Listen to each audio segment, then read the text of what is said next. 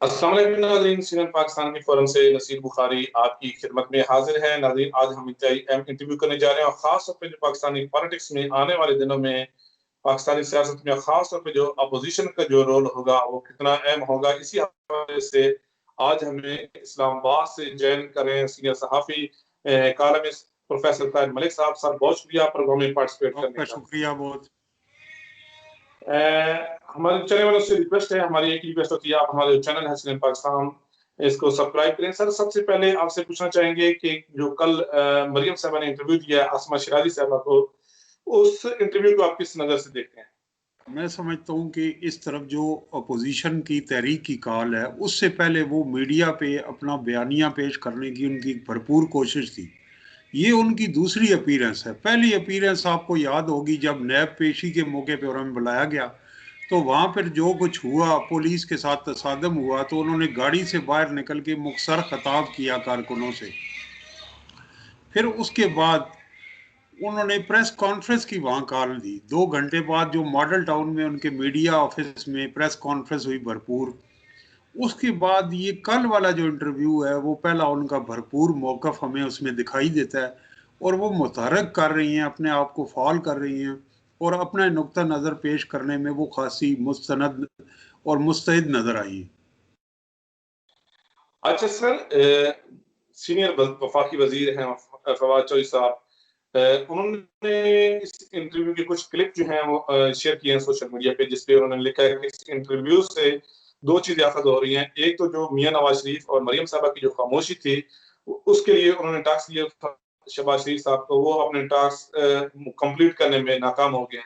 और दूसरा उन्होंने बोला एक और नाकामी भी ये हुई है मियां बिरादरान की, जो वो कोशिश कर रहे थे कि किस तरीके से एस्टेब्लिशमेंट के साथ वो डील हो जाए, वो भी नहीं हो पाई, और इसी वजह से जो अपोजिशन की जो तहरीक है इन्होंने शुरू कर दी। आप इस बयान को किस हद तक देखते हैं, किस नजर से देखते हैं? मैं ये देखता हूँ कि देखिए, ये पॉलिटिक्स अब बाय ऑल मीन है, ना हुकूमत को अवाम की कोई परवाह है, ना अपोजिशन को कोई अवाम की परवाह है। तो अकबर इलाहाबादी का एक शेर नज़र आता है, जेन में आता है कि रंज लीडर को बहुत है मगर आराम के साथ। तो मियाँ साहब की ये डील हो चुकी थी और डील चल रही, अचानक खराब हो गई। तो उनको कौम का दर्द याद आ गया। 2 साल तक वो ट्विटर अकाउंट भी मोहतरमा मरियम नवाज साहिबा का खामोश था, और मियां नवाज शरीफ साहब भी गोशा तनाई में वो एक साइड पे थे। उनको डील का जो मैंने स्टेटमेंट दी है, इसके जवाब में मैं ये कहूँगा कि पाकिस्तान की तारीख में 70 साल में पहली दफ़ा ऐसे हुआ है कि एक सजा याफ्ता शख्स जेल का फाटक खुला है और वो जहाज़ में बैठा है और बैरून मुल्क चला गया। तो ये एक बहुत बड़ा रिलीफ था जो इस मुल्क के मुक्तदर हलकों ने, हुकूमत ने और हमारी अदलिया ने उन्हें दिया। और उन पर पहलू ये था कि मरियम भी खामोश रहेंगी, वो भी खामोश रहेंगी। फिर ये जो अरेंजमेंट था, ये हमें डिस्टर्ब होता हुआ नजर आया, और उसमें 2-3 चीजें ऐसी हुई हैं कि जिन्होंने इस डील को खराब किया। और उन चीजों में सबसे बड़ी, एक तो मियां नवाज शरीफ साहब की तस्वीर वायरल हुई और उस पर डिबेट जनरेट हुई। दूसरा ये, जब मरियम नवाज साहिबा को नैब का नोटिस मिला, तो उस नोटिस में पेश की ये हाइप क्रिएट की गई कि उन्हें शायद गिरफ्तार कर लिया गया। और फिर वहां कारकुनों के साथ जो पुलिस का बर्ताव था, तो एक बाप है जो बैरून मुल्क है, उसकी बेटी यहाँ है, डील के मुताबिक चल रहे हैं, तो वो फिर उसमें जज्बातियत आ गई।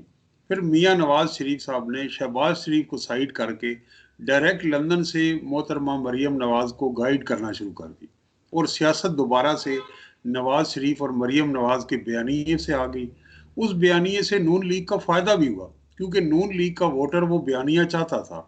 वो हुकूमत से तो मायूस है, लेकिन वो अपनी पार्टी से भी मायूस था। वो हमजा शहबाज और शहबाज शरीफ के बयानिए को वो तस्लीम नहीं करता था। तो उनको इसका फायदा भी हुआ, उनकी पार्टी फाल हो गई। और आपने देखा होगा कि मियां नवाज शरीफ साहब ने भी भरपूर तरीके से एंट्री की। उन्होंने जो पीपल्स पार्टी ने उन्हें प्लेटफॉर्म मुहैया किया, और जो उनके खिताबात हुए, उन्होंने सोशल मीडिया का इस्तेमाल किया।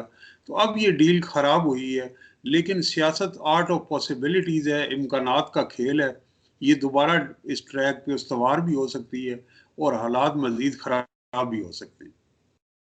अच्छा सर, जिस तरह आपने बयानी का जिक्र किया, क्या ये जो नून लीग का बयानिया है, ये आपने वर्कर को आगे जो आने वाले दिनों में खास जो बल्दियाती इलेक्शन होंगे उसके लिए और खास पे जो सेनेट इलेक्शन के पे सबकी नजरें हैं अक्सरियत हासिल करने के चक्कर में सब जो अपोजिशन की पार्टी हैं जिसके हवाले से रिजाइन की भी बातें हो रही हैं। तो एक तो ये एक सवाल आपके सामने रखता हूँ और दूसरा सर ये सवाल ये है मियां नवाज शरीफ हमेशा जो है वो एस्टेब्लिशमेंट के साथ डील करके जिस तरह माजी में मोहतरमा साहबा की वो हुकूमत गिराने में भी उनका वो हाथ था।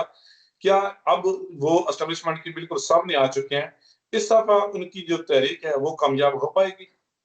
देखिए, दो तीन इसके पहलू हैं। एक तो ये है कि जहां तक उनके बयानिए की मकबूलियत का ताल्लुक है, मैं समझता हूं कि हुकूमत की नाकस कारकर्दगी इसका जिम्मेदार है। अगर इमरान खान साहब डिलीवर करते, उन्होंने जो उम्मीद का एक लोगों को दर्श दिया और तब्दीली का नारा था, वो बहुत बड़ा था। लोग इन दोनों पार्टियों से मायूस थे, लेकिन उनकी नाकस कारकर्दगी, पंजाब में बुज़दार का मॉडल फेल होना, दोबारा अवाम ने रजू करना शुरू कर दिया नवाज शरीफ की तरफ, पीपल्स पार्टी की तरफ। तो ये इसकी जो उनकी मकबूलियत है, या लोग जो हुकूमत से नाराज दिखाई देते हैं, उसमें नवाज शरीफ या जरदारी का दखल नहीं, उसमें इमरान खान साहब की हुकूमत की नाकस कारकर्दगी का दखल है। दूसरी बात यह कि एक नवाज शरीफ साहब नहीं, पाकिस्तान का हर सियासतदान अपोजिशन में इस्टेब्लिशमेंट पे दबाव डालता है, और दबाव डालने का मकसद उससे डील करना होता है। इमरान खान साहब जो आज हमें बहुत बड़े तर्जमान दिखाई देते हैं इस्टेब्लिशमेंट के, उनकी माजी की तकरीर उठा लें तो मैं समझता हूँ किसी ने, अपोजिशन लीडर ने इतनी तकरीर इस्टेब्लिशमेंट पे नहीं की। मोहतरमा सख्त तकरीर। बेनज़ीर भुट्टो का भी हाल यही था। तो ये सारे दबाव बढ़ाते हैं कि डील करें, हमारे लिए एक पॉलिटिकल रोल क्रिएट करें, स्पेस करें। तो आज अगर अपोजिशन इक़्तिदार में आ जाए तो वो वज़ीर आज़म इमरान खान साहब के इस्टेब्लिशमेंट के बारे में बयानात अपना लेंगे, और इमरान इमरान खान साहब वही बयानात अपना लेंगे जो आज अपोजिशन के। तो ये इक़्तिदार का एक महल है, महल के मकीन बदलते रहते हैं, बयानात वही रहते हैं।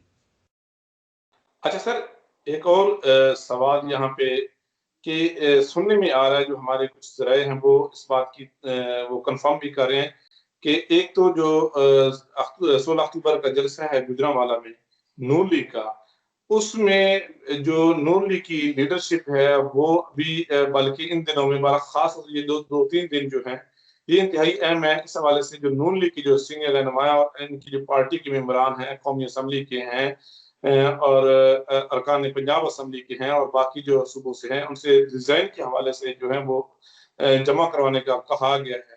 आपको क्या लगता है 16 अक्टूबर की जो जलसा है उसमें मियां नवाज शरीफ साहब कोई बड़ा ऐलान कर सकते हैं इस हवाले से?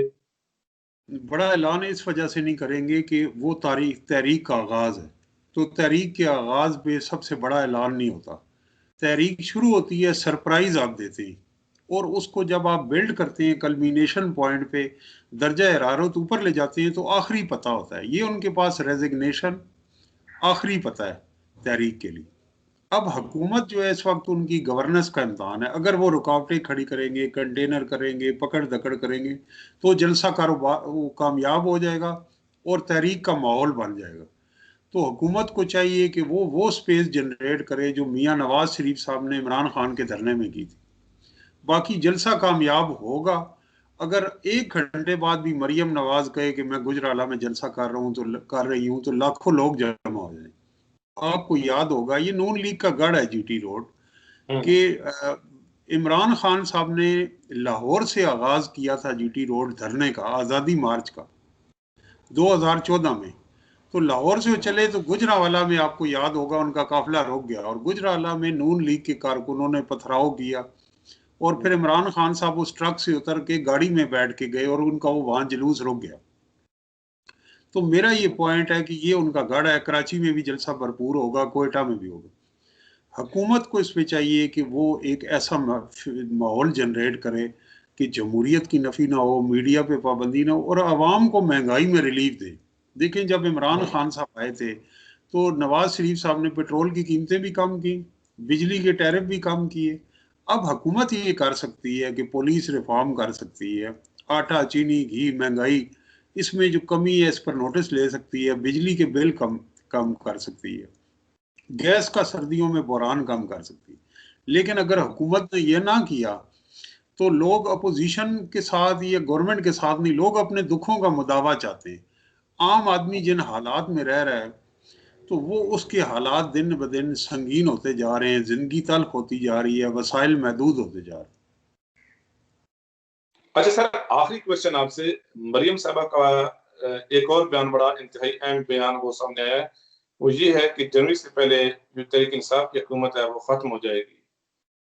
इसको आप किस नजर से देखते ये देखिए, अगर साइकिल देखें तो जब 1988 के बाद इसहाक खान साहब आए, फारूक लगारी आए, और इसमें हमारे मुख्तलिफ सदर मुशर्रफ आए, तो जब भी 2 साल में सेनेट में किसी की अक्सरियत होती है तो उस वक्त एक कुछ ताकतें जमा होकर एक वार करती हैं। नून हैं? लीग बड़ी मजबूत थी, उसके पास हैवी मैंडेट था, तो आपको याद होगा सादिक सजरानी मॉडल आ गया। पीपल्स पार्टी की अक्सरियत बन रही थी सेनेट में, तो उस वक्त भी हुआ। अब भी कुछ अहम ओहदों में लोग रिटायर हो रहे हैं, और मार्च से पहले कोशिश की जा रही है कि अगर इमरान खान को निकालना है तो चौथे साल में निकाला जाए, ताकि वो अवाम के पास मजलूम ना जाए। एक तबके में ये सोच है। दूसरी सोच ये कि अगर सेनेट में भी तहरीक इंसाफ की हुकूमत आ गई तो इमरान खान साहब जो इत्तेहादियों के सहारे में हैं और जो कानून साजी पे उन्हें मोहताजी होती है छोटे मोटे ग्रुप्स की, और सदारती आर्डीनेंस जारी करनी पड़ती है, रुकावट ख़त्म हो जाए। तो कुछ कुव्वतें ये कोशिश कर रही हैं कि तहरीक इंसाफ को उससे महरूम किया जाए सेनेट में अक्सरियत से। तो वो ये समझते हैं, अपोजिशन के भी जहन में, कि जनवरी से लेके मार्च तक जो फेज है वो इंतहाई अहम है। बहुत शुक्रिया, thank you so much professor Tahir Malik साहब प्रोग्राम में ज्वाइन करने का। नाज़रीन, आपने सुना, हमने कोशिश की जो अभी सिचुएशन करंट बनी हुई है इस हवाले से जो तमाम बयान आ रहे हैं सबने डिस्कस किया। उम्मीद है आज आपको हमारा जो सेगमेंट है वो पसंद आया होगा। आपका मेजबान नसीर बुखारी, CNN पाकिस्तान के फोरम से आपसे इजाजत चाहता, अपना ख्याल रखिएगा। खुदा हाफिज।